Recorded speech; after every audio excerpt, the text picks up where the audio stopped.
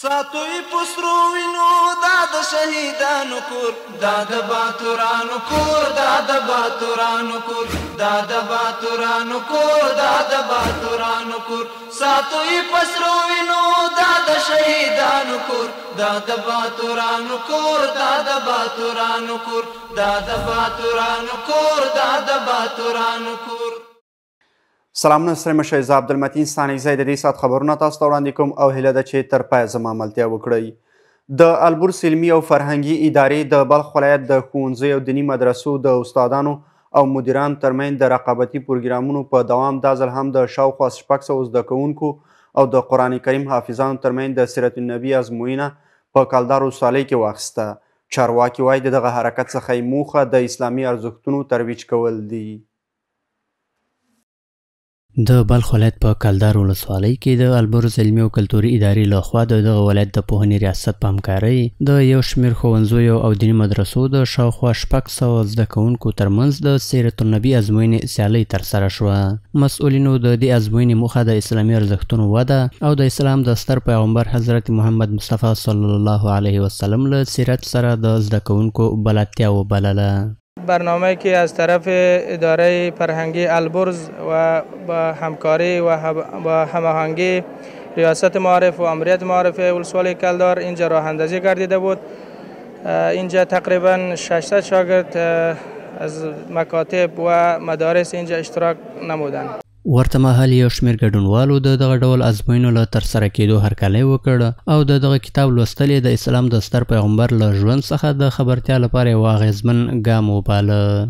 الحمدلله از این بسیار خوشحال هستیم و از این نتایج‌های بسیاری را خود ما گرفتیم، خواندیم و محل تولید و غزوه‌های آن حضرت صلی الله علیه و سلم را کلشان را ذهن نشین کردیم. این کتابی که چند روز پیش یا چند وقت پیش ما توضیح کرده بودن یک کم تم خواندیم، مطالعه کردیم و خیلی معلومات مفید از این درک کردیم. حضرت محمد صلی الله علیه و سلم معلومات را خواندیم دیگه، معلومات را میشناسیم.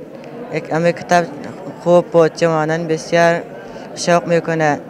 تمه ده چې د دې ازموینې د پایلو له اعلان وروسته به د البرز علمي او کلتوري ادارې لخوا د یادې سیالیو پر 10 غوره ګټونکو باندې بېلابېلې ډالۍ وویشل شي. د مزار شریف ښار په 8مه ناحیه کې د بېوزلو ماشومانو د ملاتړ او مرستې په موخه پر 100 تنو ماشومانو ژمنۍ جامې لکه جامپرونه، خولۍ، بوټان او نور ګرمې جامې وویشل شوې. د یادونې ده چې دغه مرستې د افغان ریلیف موسسې لخوا ویشل شوي دي. د مزار شریف ښار په 8مه ناحیه کې یو مرستندوی بنسټ پر 100 یتیمانو او بېوزلو ماشومانو ژمنۍ جامې وویشلې.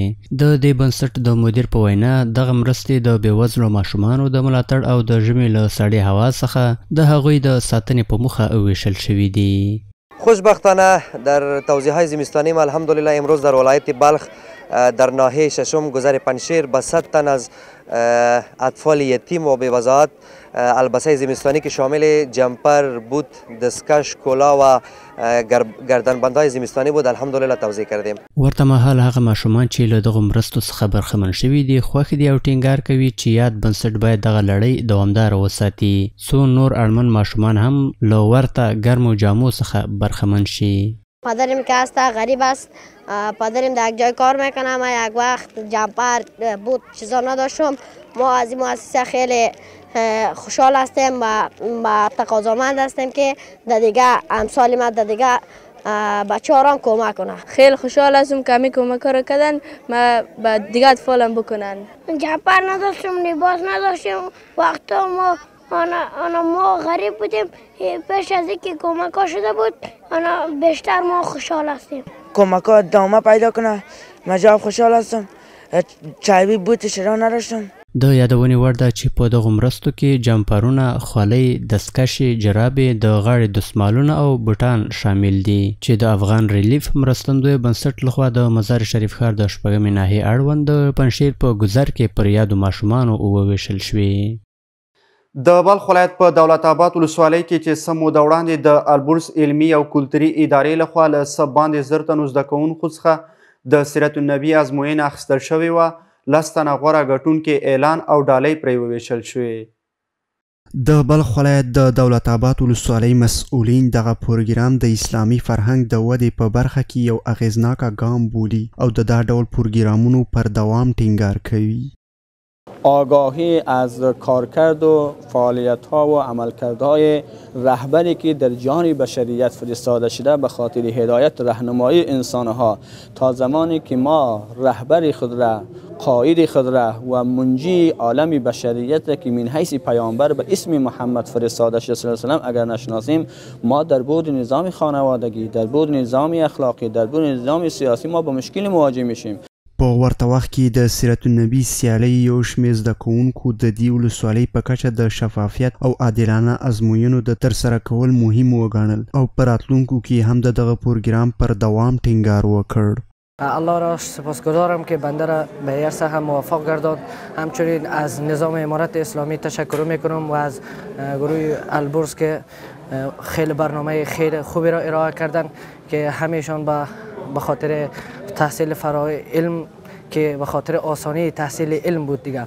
هغه دلته امتحان ته راغلی دوم نمره شوم.